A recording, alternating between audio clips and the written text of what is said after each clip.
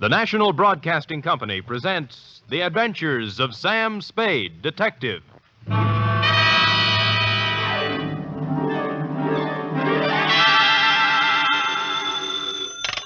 Spade Detective Agency. Me, sweetheart. How was your vacation, Sam? Who said it was a vacation? Well, I thought you said you were going skiing for a weekend. With me, F, it's always work.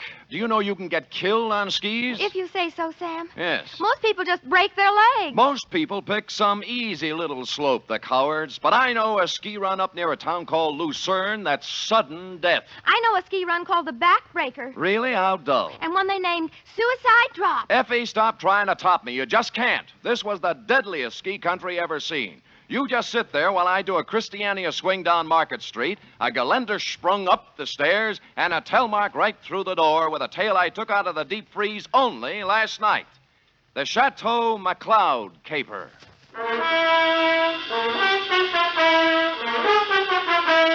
For NBC, William Spier, radio's outstanding producer-director of mystery and crime drama, brings you the greatest private detective of them all in The Adventures of Sam Spade.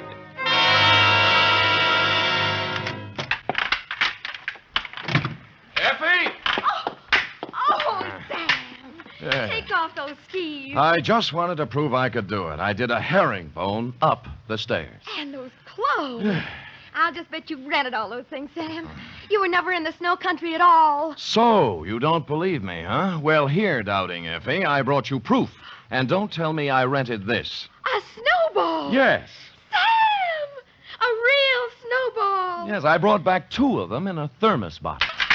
Where's the other one? I threw it at a policeman. It was freezy, soaked with water and ice. Oh, Sam, you're wonderful. I can't believe that you had trouble this weekend. Oh, no? You cut that snowball open and you'll find a blood-stained bullet inside of it. And behind the bullet lies a tale. Ready? I'm always ready, Sam. Yes. Date, fill it N2, Sierra County Sheriff's Office, Lucerne, California. From Samuel Spade, San Francisco, license number 137596. Subject, the Chateau Mccloud caper. Dear Sheriff, you run a neat little county up there at Sierra, and I hate to be snide, but when my train steamed into the cold mountain air of your lovely little village of Lucerne, I knew the chill of death was afoot. It had to be. The place was too beautiful to last. The background hills were right out of the Alps, the snow from Grandma Moses, and the rustic buildings that snuggled under the mantle of white were just too cute for words. It was abnormally perfect. Something had to give. Hello there. Well, You were the only young man who got off the train. Are you from McCloud? I'm supposed to find a Chateau Mccloud. Oh, what do you know? I got the right man on the first try. Good. Rufus sent me down to pick you up. You could pick me up almost any time. Well, that took a little chill off the day. Shall we go? Ooh, mush. Mush.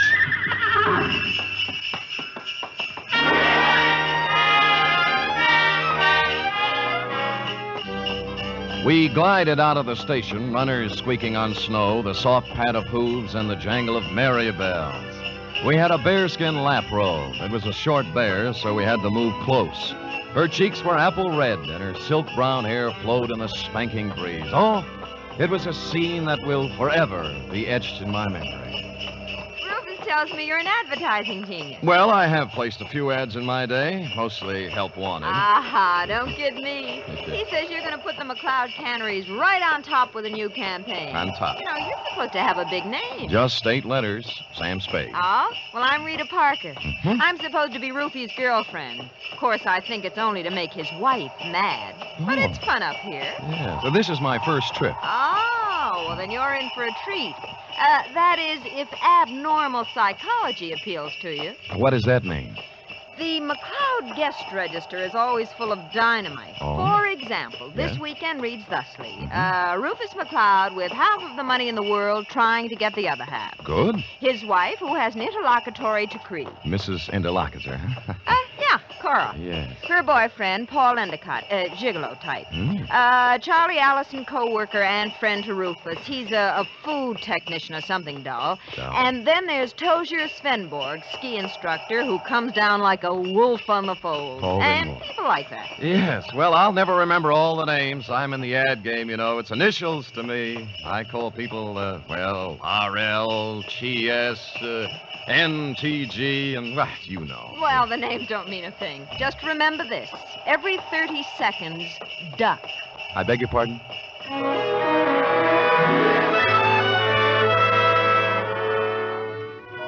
The Mccloud estate was 8 miles out of town, and it seemed we were there in no time at all. Rita Parker hustled the Alpine buckboard and mare into a stable while I went up to the chateau to meet my employer, Rufus Mccloud.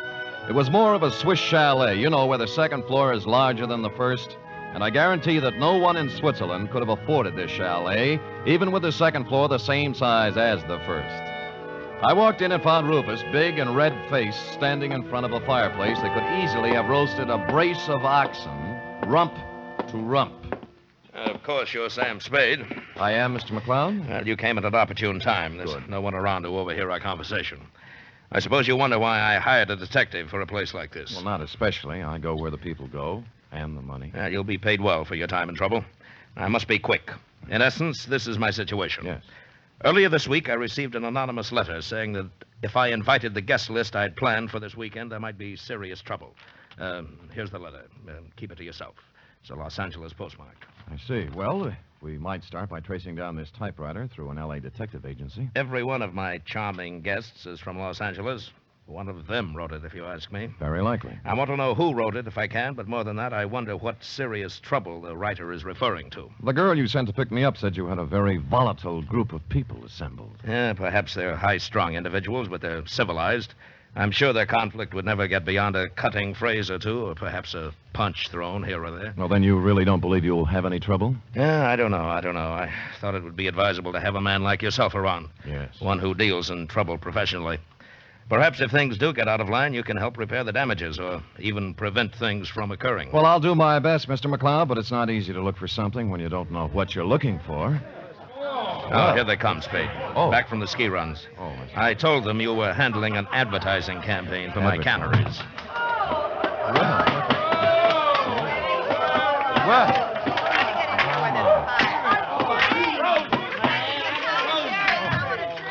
Well.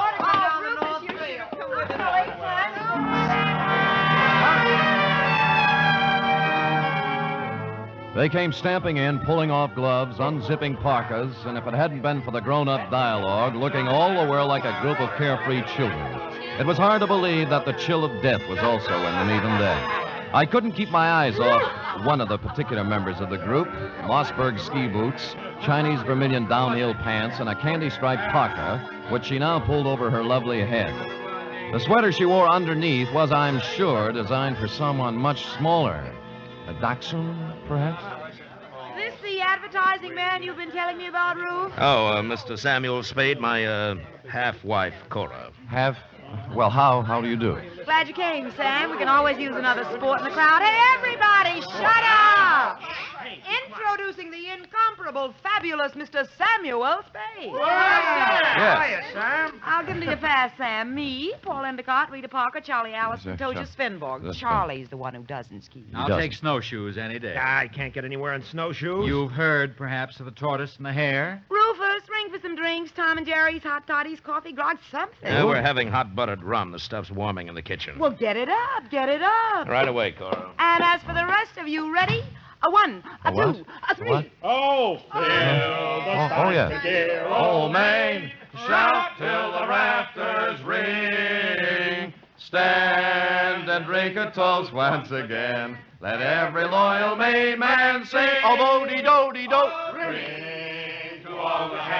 They took up the song with a gusto, lifting imaginary drinks into the air, and it was all very jolly. For a party that was supposed to be fraught with danger, this one certainly started out in just the opposite direction.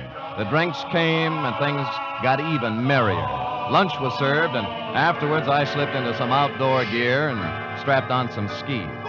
Everybody scattered different directions. Rufus Mccloud and I skied to a place 3 miles away called the Halfway Cabin. Between the chateau and the cabin was a small lake called Royal Lake, completely frozen over. Rufus stood in front of the cabin, firing a .30-30 at a target set up down in the woods to the east. What do you see through the glasses, Spade? 2 bullseyes and nothing outside of the 8-ring. That's great offhand shooting at this range and standing on skis. Well, I can do much better than that. Watch this. See that silver tip on that big Norwegian fur over there? Yeah? I'll cut it off. Hey, look out! What? What? Well, he came swooping out of nowhere, Spade. I swear he did. Well, I think you hit him. Who is it? It's Paul Endicott.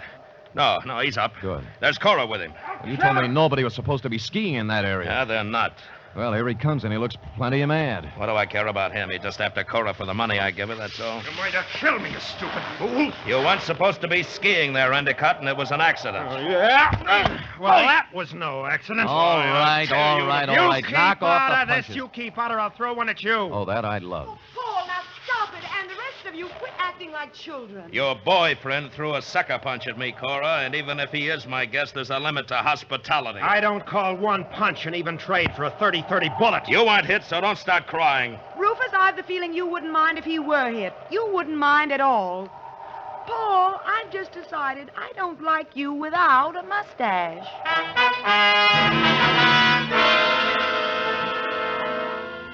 Well, from then on, everybody dropped the pretense, and you knew where you stood. And it was chilly, too. Later in the day, we were all back at the chateau again, and Paul Endicott wove his delicate variation on his main theme. I'll knock your block off. I tell you, Mr. Endicott, you have some delusions. I have no delusions, Tozier. I've seen the way you look at Cora, the way you two are always trying to lose me on the trails. Some people ski faster than others. Yeah, well, let me tell you something. The next time you try to wolf this girl, it's going to be your last. I'm nobody's wolf. I'm a ski instructor. That is what I was hired for. Well, stick to what you were hired for and knock off the extracurricular activities. I don't have to take this kind of talk from you. Anything you'd like to do about it? As a matter of fact, there is. Fellas. Get it. Boys. Men. Wait a minute. Stop it. Fellas. Stop it. Yes. I'll never speak to either Fellas. one of you again. Sam. Yes, you want me to stop them, Mrs. McCloud? No, I want you to take me out of here. Oh, all right. Well, Let's put on our skis and get out of here. okay, here, I'll help you. Oh, thank you. You're such a gentleman. Well, even so, won't take a minute. Ready? Yes. There we are. Now, where are we heading, Mrs. McCloud? Oh, I thought we might go out to the boathouse. It's on the southern tip of Royal Lake. It's only a mile and a half. Nothing. And my name is Cora. I'm not really Mrs. McCloud anymore. Well, it's kind of rough on you, isn't it, bringing your new boyfriend around all of your ex-husband's friends? Well, I like it up here. Rufus likes to have me. They're not all against Paul. At least they weren't. But he's on the defensive so much, he's going to make enemies of all of them. Yes, he's off to a rousing start, I'd say. You know something, Sam? I don't care about Paul Endicott, really. Or Rufus McCloud, or Tozier Svenborg, or anybody. I just care about Cora McCloud. Well, now, that's a good, honest answer. You know, most people wouldn't be that frank. But, Sam, Yeah? I haven't known you long. Well, I like your style. Style? I could care about you.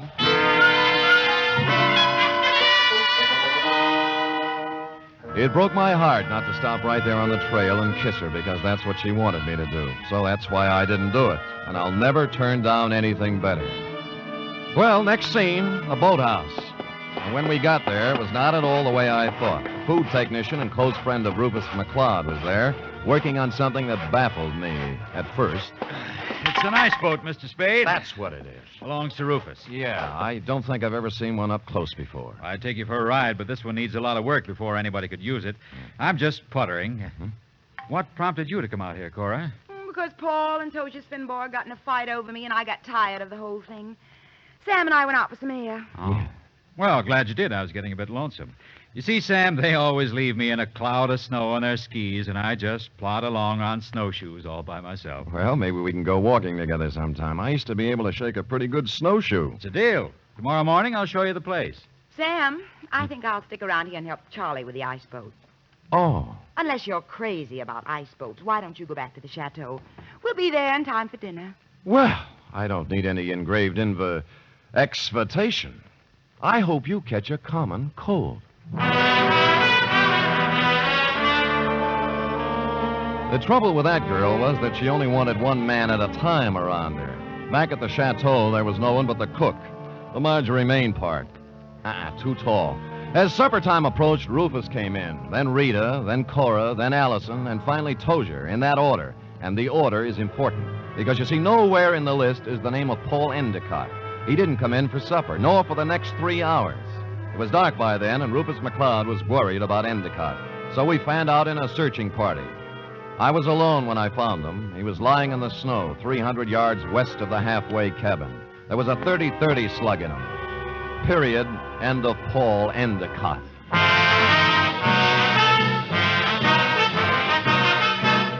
You are listening to the weekly adventure of radio's most famous detective, Sam Spade.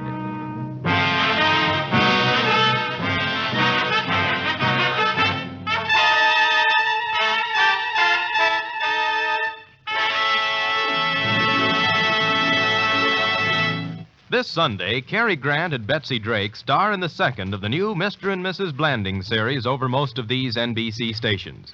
The delightful tribulations of Jim Blandings and his wife Muriel as they built their famous dream house entertained millions as a novel and then as a motion picture. And now you can follow the further adventures of Mr. and Mrs. Blandings every Sunday on NBC. And Sunday also means your weekly visit with the hilarious Harrises on the Phil Harris Alice Faye Show.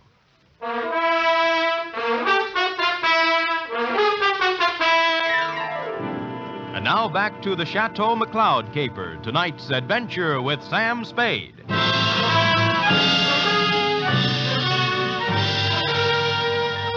There were no ski marks near the body of Paul Endicott, just his own. Somebody had drawn a bead on him in the dusk from some distance. I started to look for the rest of the searching party and then changed my mind. If the body of Endicott wasn't found, the murderer might wonder what happened to it, get worried, and make a mistake. So I picked him up, carried him to a small cave I found, covered the entrance with snow, brushed over the ski marks, and went back to the chateau. One by one, they all showed up, discouraged. Oh, we can't give up. We have to keep looking. I know how you feel, Cora, darling. It's too dark. We'll try tomorrow. Oh, don't worry about him. Paul can take care of himself. How can he take care of himself, Miss Parker, if he got lost? Who said he got lost? I am assuming. I think we're all assuming too much. I'm sure that it's nothing to worry about. If I know Paul, he'll show up tomorrow with some tall tale to tell. What do you think, Mr. Spade? What does an advertising executive know? Cora, your manners. A sponsor might be listening. Oh. Well, I'm sorry, Sam. I'm upset. Okay. Frankly, I don't know what to think. But if I were a detective, I'd hazard a guess that Paul met with foul play. Oh, nonsense, Spade, nonsense. Come on, everybody, let's have a drink and have some fun.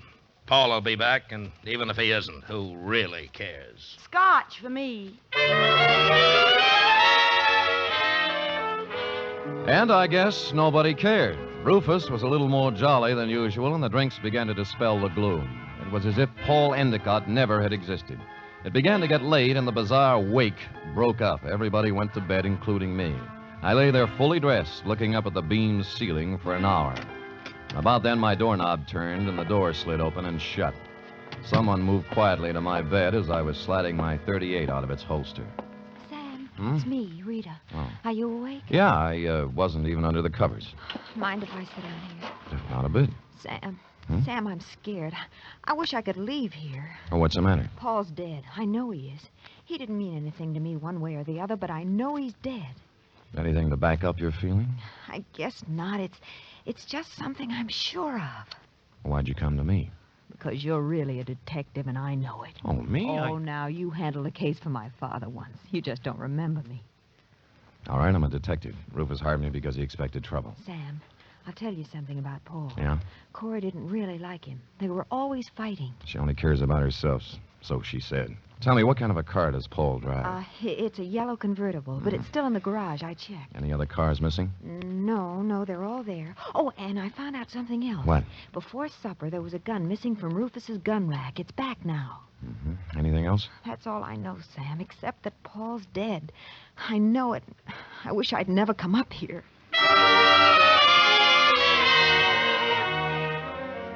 After she left, I dressed for outdoors and climbed through the bedroom window. It was still and quiet, and it was a quarter moon when I skied away from the chateau. I wanted to look the land over myself before the next day, when the clues, if any, were trampled into the snow. When I passed the northern tip of Royal Lake on the trail to the halfway cabin, I saw a new set of ski tracks heading into the woods where I'd found Endicott's body. I followed them, and they went right to the cave where I'd hidden him. And he was gone. I was standing there, pondering this, when I thought I saw something move in the trees to the west of me. I stood stock still. That was a mistake. A bullet splintered a tree next to me, and I shoved off as fast as I could. There was no second shot. I circled around in the trees trying to catch sight of someone. Nothing. I kept in the shadows and made for the halfway cabin. It was dark and quiet, at least until I opened the door. I tried, but he had the advantage of surprise and some kind of a club. I ended up on the floor with someone sitting on my chest. All right, I have your gun. You make one wrong move, Spade, and I'll use it. It's got bullets in it and a hair trigger, so be careful. We could use a little light. As you see, there's Paul Endicott's body. Yeah. Why did you find him, Tozier? They're only putting a noose around your neck. You're a very perceiving man, Mr. Spade. How do you figure I did it? I talk better on my feet. Just remember the gun. If you didn't kill him, how else would you know where the body was? Because I know this country like the back of my hand. He had to be somewhere. You are the killer, Mr. Spade. Me? Why, I do not know. You found the body before anyone else could. Hid it, then clumsily tried to hide your tracks. Don't be silly. Why would I come back? A murderer always worries about his crime. Did he forget something? Was something left undone? It's a natural. It sounds good, except it isn't true. You couldn't pin it on me in a month of Sundays. But somebody might just tie it on to you. That's what you think. Do you know what I'm going to do now? I wouldn't want to guess. The shots came pouring in through the window, and Tozier Svenborg went down. I saw the flash of a face outside and was gone. I kicked at the lamp, threw the place into darkness, and lay on the floor. Then I crawled over to Svenborg and took my gun back. Well, that was a surprise. It hurt quite a bit. Where'd you get it? Oh, somewhere in the back. Let me see. Yeah, it's at the shoulder level. But he won't die anyway. I'm afraid I misjudged you, Mr. Spade. Go after him. Go after him and catch whoever it was. I can't leave you here. I'll take care of myself. Just leave me your gun for protection. No, I'll stay. Go, please, while there's time. Or are you afraid? I was, but I gave him my gun and left. Outside, there were many ski tracks, but a fresh set led left from the halfway cabin down. They went right to the edge of Royal Lake and then stopped. There were no marks of ski poles on the ice, so I followed the shoreline, looking for some kind of a clue. It wasn't until I reached the southern tip of Royal Lake that my effort was rewarded. Leading up from the ice were a set of footprints, then a set of ski marks.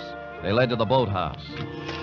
Inside, I found two interesting items. One, a dismantled ice boat with fresh ice on the runners. Two, a pair of skis with snow in the grooves.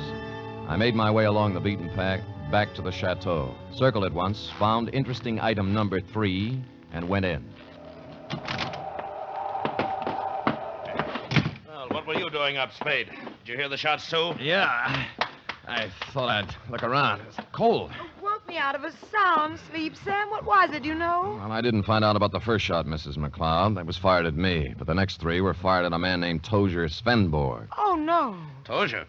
How did it happen, Spade? What's it all about? He found Endicott's body in the woods. Dead? Very. I told you, Sam. I told you. Told him what? What do you know about it? Nothing. I just had the feeling, that's all. You know something. Now tell us or I'll slap the rents right out of your hair. I don't know anything at all. I just had a feeling. Who shot Tozier, Spade, and why? I don't know. I was standing with him in the halfway cabin. Somebody shot through the window. Didn't you see them? Don't you know who it was? I was too busy ducking to look. Just answer me one thing. Have any of you been out? Of course not. No. I haven't, and Mr. Allison's in bed. Of course, they all lied. McCloud's shirt was stained with sweat. He'd been moving fast somewhere. The ski pants sticking out from under Cora's robe were wet, and Rita Parker was now dressed when she wasn't before. I was trying to figure out something to say when Charlie Allison came out from his bedroom, rubbing sleep out of his eyes and pulling a robe on. What's going on here? What's all the excitement about? They found Paul dead, and somebody shot Tozier. No. Where is Tozier? In the halfway cabin. Well, let's get him to a doctor. I'll call one from town. Why don't you go up and get Tozier? I'll have a car ready, and we'll take him right into the Lurene hospital. Wait a minute. What about the murderer? Who did the shooting? Nobody's getting out of my sight. It had to be one of us. Why, Cora? Well, it wasn't just anybody. We're the only ones left walking. Why don't you ask Sam? He's the detective. Detective? Yes, I hired him because somebody sent me an anonymous letter saying there'd be trouble. You knew there was going to be trouble, Rufus. Somebody else knew. Then why did you let people come up here? Yeah, what's the big Why idea? did you do... Wait a minute. Spade, what did you find out? Well, if you'll all wait here a minute, I'll tell you. When I circled the chateau before I came in, I'd seen footprints leading to a window, not mine. That meant somebody else used the back way in and out, too. I wanted to find out whose window it was, and of course, while I was looking, I remember the apparently dismantled ice boat and the fact that a set of skis were in the boathouse. It took me about a minute to find the right room, but somebody knew it. All right, Spade, stand where you are. Allison, you might be a great food technician, but you're a lousy killer. Yeah, well, at least he didn't get her. Neither will you.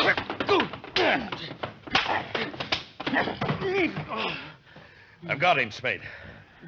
All right, come on, stand up. Come on. You sap. Cora, huh? Do you think you could get her by killing somebody? Shut up, leave me alone. I'm sorry for you. Sorry for anyone that ever knew her. I'm sorry for myself. She loves me, you fool. What's the matter? I was sound asleep. We found our killer, Mrs. McCloud. Charlie? Yes, baby, Oh, Rufus, it's been a long day. I need a drink.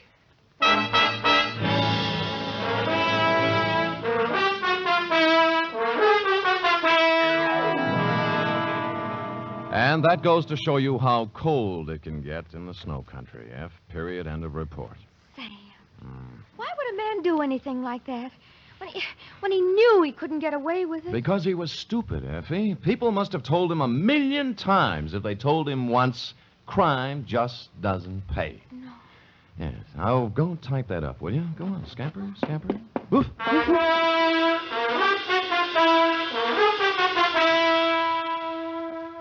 Three chimes mean good times on NBC. Here's news of two important musical events. This Saturday, Arturo Toscanini begins a new Saturday series of concerts with the NBC Symphony. And for his premiere, the celebrated maestro Toscanini will present a special hour-and-a-half performance of Verdi's Requiem. And beginning next Monday, you can hear the first in a new series by the Boston Pops Orchestra. Here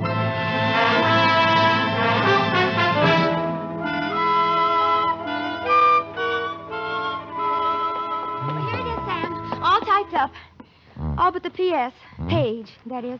What P.S. page? Why should it need a P.S.? Sam, you know that this report, to borrow a phrase from you, is full of holes.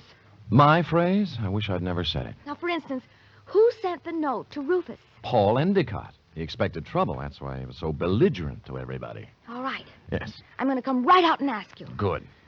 Why did Allison kill him? Well, I thought it was rather obvious, Effie. Cora was leaving Rufus McCloud for Allison, but because Allison worked for McCloud until Cora's divorce was final, they didn't want Rufus to know about it. So they used Paul Endicott as a decoy love affair. But I'll bet Endicott didn't want to give Cora up. I'll bet that was it, Sam. Effie, I don't know how you ever guessed. Endicott saw in it a chance to pick up a buck with a little blackmail. It was just a wild guess, Sam. Yes. And, of course, Allison did ski, didn't he? What do you think? Well, how else could he get around so fast? And he made such a point about those snowshoes. Sam. Yes? If I'd written the caper, I'd have covered that up a little. Come here. Oh, I'm sorry, Sam. I guess I shouldn't have said that. Huh? You certainly should not have. You know there's only one thing around here you're supposed to say. Yes, Sam, I know. Shall I say it? Make it fast. Good night, Sam. Good night, sweetheart.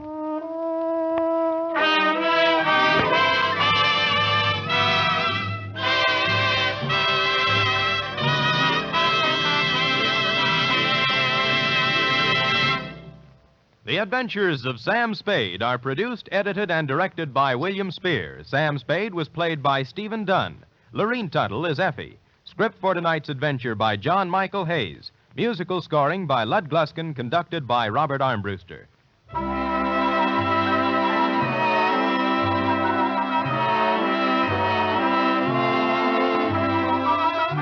Join us again next week, same time, for another adventure with Sam Spade. Do you keep an appointment book? In 1950, 30,000 people kept an appointment they hadn't bargained for with infantile paralysis, and 4 out of 5 of these were helped with March of Dimes money. We must go on helping, yet we also must be prepared for what may come in this year.